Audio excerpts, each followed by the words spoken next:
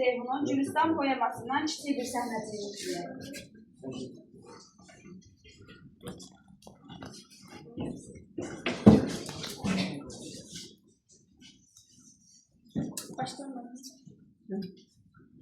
Əyləşib kənarda Topsaqqal ağa, hərdən mütərzimə suallar verir.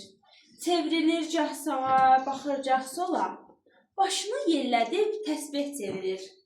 Qoyulan şərtlərə razıyıq deyə, tərəflər qol çəkdi müqaviləyə. Tərəflər kim idi? Hər ikisi yad. Yadlar mı edəcək bu xalqa imdad? Atıb imzasını hər kəs varağa. Əyləşir sakitcə keçib yerinə.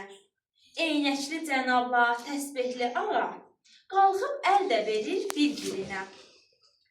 Necə ayırdınız dırnağı ətdən, ürəyi bədəndən, canı cəsəddən?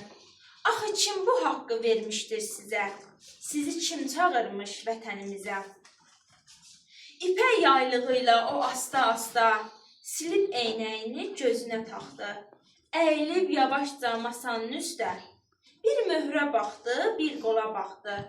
Kağızda həvəslə o da qol atdı, dodağı altından gülümsəyərək. Bir qələm əsirlik hicran yaratdı, bir xalqı yarıya böldü qılınc tək. Öz sivri ucuyla bu lələk qələm dəldi sinəsini Azərbaycanın.